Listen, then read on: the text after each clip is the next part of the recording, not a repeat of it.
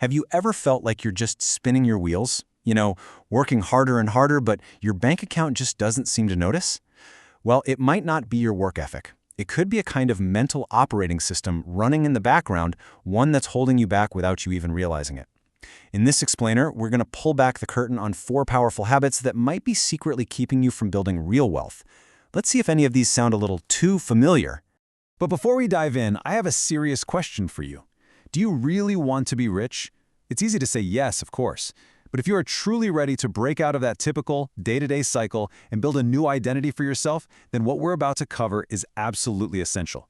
This isn't just about tips and tricks. It's about making a conscious, deliberate decision to change your path. All right, so here's our roadmap. First, we'll talk about what our source calls the decision to change life. Then we'll get into the 4 big roadblocks: a poor mentality, or Garib Soch, the trap of the rat race; a really strange one, a hatred for money, or Paise se nafrat; and finally, the huge difference between saving and investing. And at the end, we'll put the ball right back in your court. Okay, part 1, the decision to change. Look, before we even get into any specific habits, it all starts right here. This is about consciously choosing to uninstall your old financial programming and install something new. So as we go through these next points, I want you to be really honest with yourself. And that brings us to habit number 1, the poor mentality. And let me tell you, this is the big one.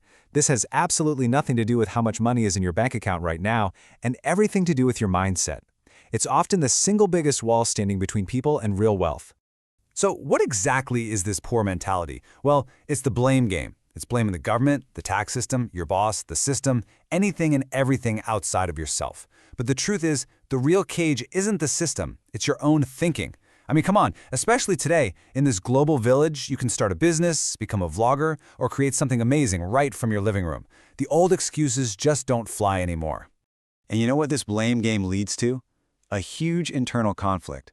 You spend all day chasing money, right? But then at night, to make yourself feel better about not taking bigger actions or risks, you say things like, well, you can't take money to the grave anyway. It's the perfect excuse. It feels wise, but it really just justifies staying stuck exactly where you are. This comparison just nails it. Imagine 2 business owners who both lose everything. The one with a poor mindset says, oh well, I'll just get by. If others can survive on less, so can I. And you know what happens? Their brain literally stops looking for new opportunities. But the rich mindset, that person says, setbacks happen. I did it once, I can do it again. And their brain keeps firing, keeps trying, keeps looking for a solution. It's seeing failure as a chapter, not the end of the book. All right, let's get into habit number 2, the rat race. This is a trap that is so easy to fall into because, honestly, most of society is pushing you right into it. It's an endless cycle that promises security, but in reality, just delivers stagnation. As it says here, it's this endless loop of just chasing the next thing. Think of it like a mouse on a wheel, running and running, but never actually getting anywhere new. It's the pre-approved life path that's designed to keep us competing for the next little piece of cheese on a ladder that doesn't even belong to us. And this is what that path usually looks like, right? Get good marks in high school so you can get into a good college. Get good grades in college so you can get into a good university. Do well there so you can land a good, safe job. And then what? You tell your own kids to do the exact same thing. The entire system is engineered to produce one result, a good employee. And here is the cold, hard truth of the rat race. A job is not designed to make you rich. It's designed to make the person who gave you the job rich. You're paid just enough to keep you showing up, to keep you on that wheel, but never enough to actually get ahead. Your hard work generates millions in profit for the company. And your salary? It's just a tiny little slice of that pie. This quote from our source material just says it all. Real wealth isn't built by climbing someone else's ladder. It's built by creating your own. Think about it. Steve Jobs didn't get rich as an employee. He followed his passion and became a founder, a creator. He didn't climb the ladder. He built the whole building. Okay, let's move on to our 3rd habit. And this one is a bit of a paradox. It's about developing a negative, almost hateful attitude towards the very thing you spend most of your life chasing: money. I'm sure you've heard these phrases before. Money is the root of all evil. Rich people are unhappy. These are stories people tell themselves to feel better about not having money. It's a whole lot easier to villainize wealth than to admit you just haven't figured out how to create it for yourself yet. But here's the crazy part. Look at the hypocrisy. People say money isn't important, but they wake up at the crack of dawn for it. They send their kids to the best schools they can afford for it.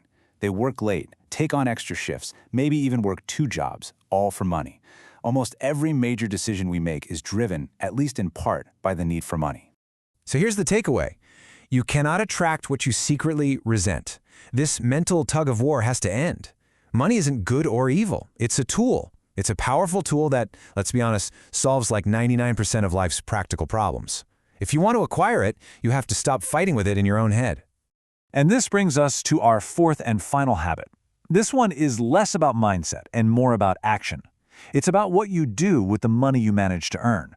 And believe me, this is one of the biggest dividing lines between the rich and everybody else. Let's break this down. At its core, saving is driven by fear. The fear of losing what you've worked so hard for. So what do?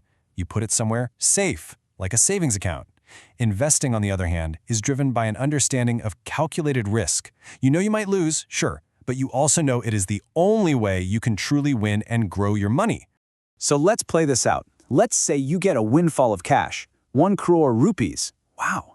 The saver's mindset, the one that's driven by fear, kicks in immediately and says, protect this at all costs. Put it in the bank where it's safe. So that's what you do. You put that 1 crore into a savings account, you don't touch it for 5 years, and you feel responsible, you feel smart, you feel secure.